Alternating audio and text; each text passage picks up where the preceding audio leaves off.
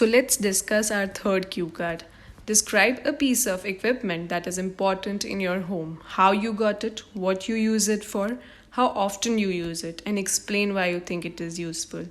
मतलब आपको ये कहाँ से मिला, आप किस लिए इसको यूज़ करते हैं, कितनी दफ़ा इसको यूज़ करते हैं, एंड एक्सप्लेन कीजिए कि आपको क्यों लगता है कि ये यूज़फुल है.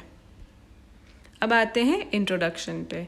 मैंने यहाँ पे 2 ऑप्शंस दिए हैं, आप एक कोई भी चूज़ कर सकते हैं. पहला है, there are a multitude of appliances and tools which are of paramount importance to us in our daily lifes. अब यहाँ मैं मैनी चूज़ कर सकती थी, पर मैंने मल्टीट्यूड चूज़ किया because it is a better vocabulary and lexical resource वाला जो पैरामीटर होता है वहाँ पे आपको ज़्यादा बैंड्स स्कोर मिलेगा इसके लिए.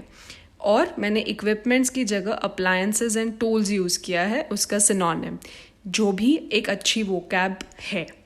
अदर ऑप्शन है, as technology has grown by leaps and bounds there are numerous appliances available that have made our life simpler और ईजियर. लीप्स एंड बाउंड्स होता है मतलब बहुत जल्दी से प्रगति करना, जैसे टेक्नोलॉजी ने काफ़ी जल्दी से प्रगति कर ली है.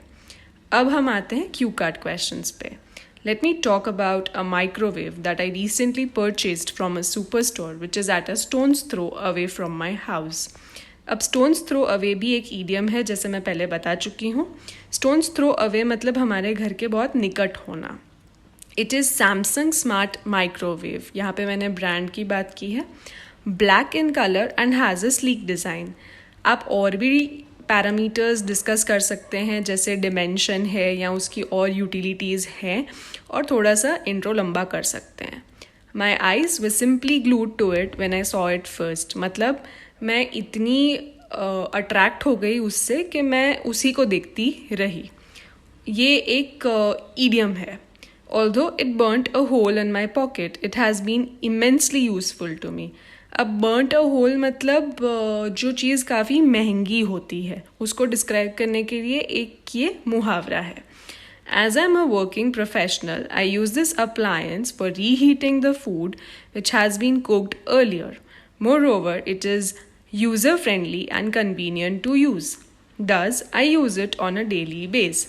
अब यहाँ मैंने दस ऐड कर दिया तो एक कंपाउंड एंड कॉम्प्लेक्स सेंटेंस की वेराइटी भी हो जाती है पूरा एक सेंटेंस मिला के.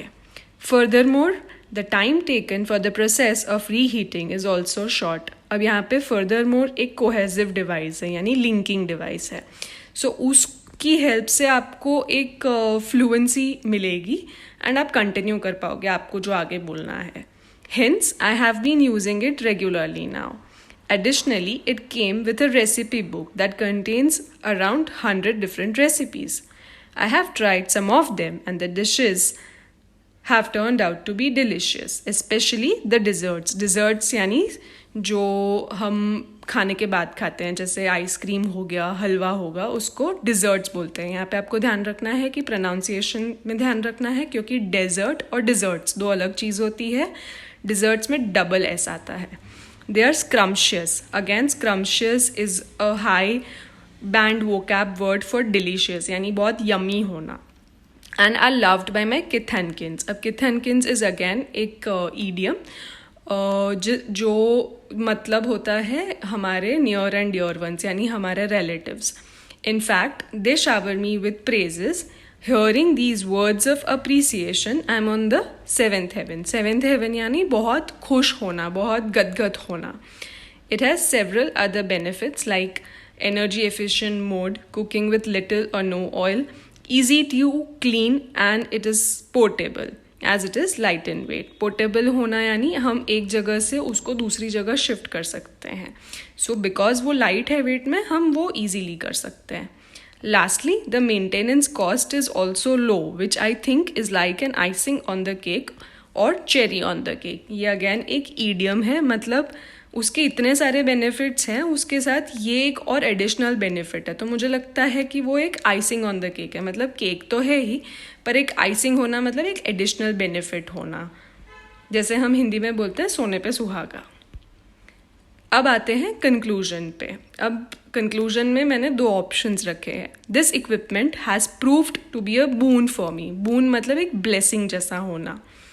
I am extremely satisfied with it and feel great that I made the decision of buying it. आप इसमें से दोनों में से कोई भी एक चूज कर सकते हैं या अपना एक कंक्लूडिंग लाइन भी बना सकते हैं. So this is the end of this cue card. If you like this content, please share, subscribe, and keep commenting on my videos about your doubts. I'll reply to them